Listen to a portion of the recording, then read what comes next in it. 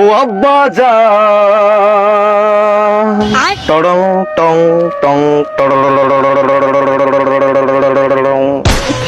আব্বা জান চোখের মনি আব্বা জান দুধের ধনী আব্বা জান আপনি আমার আব্বা জান সিদাইতাছে বিয়া দেন বউ একটা খুঁজতে যান আপনার ছেলের কষ্ট বুঝেন আব্বা জান আব্বা জান আব্বা জান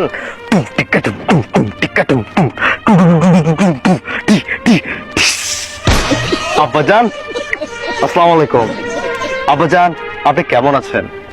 ওয়ালাইকুম সালাম। আচ্ছা, তোমার মাথাটা মনে হয় গেছে। আর যে আব্বা জান আপনি কেমন কথা বললেন? তুমি কি এর আব্বাজান আব্বাজান, এতদিন আমি আম্মাজানের গান শুনলাম, তুমি আজকে আব্বাজান আব্বাজান করে গান গাইতেছো, আবার নাচতেছো, দেখুন না। আব্বা জান আচ্ছা, কি আছে তোমার কত? আব্বা জান আপনার ছেলে এত সুন্দর করে আপনার সামনে এসে একটা গান উপস্থাপন করলো, আপনি খুশি হননি আব্বা জান? আব্বা জান আপনি কিভাবে বলতে পারলেন? আব্বা জান আমি কষ্ট পেলাম, আর সবসময় শুধু আব্বাজানকে নিয়ে গান গাইতে হবে এমন কোনো কথা নেই। আবার আম্মা জান মরে গিয়েছে সেই কবে। আপনি তো জানেন মা মরা একটা ছেলের কষ্ট।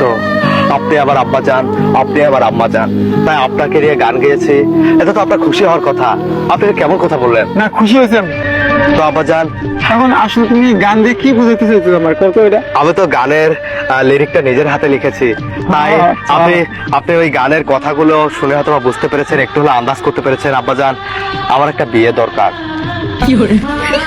আব্বা জান বেয়াদবি মাফ করবেন, আবার আপনি বিয়ে দিয়ে দেন, না হলে আব্বা জান আমি নষ্ট হয়ে যাবো। আব্বা জান আমি নষ্ট হয়ে যাবো।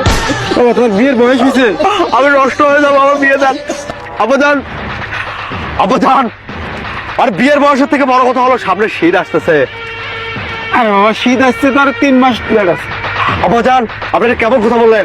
আর 3 মাস আসলে তো কি হয়েছে? আমার জন্য মেয়ে দেখতে দেখতে তো 3 মাস লেগে যাবে, আর ভালো মেয়ের সাথে একটা বিয়ে দিতে গেলে ভালো মেয়ে খুঁজতে সময় লাগে।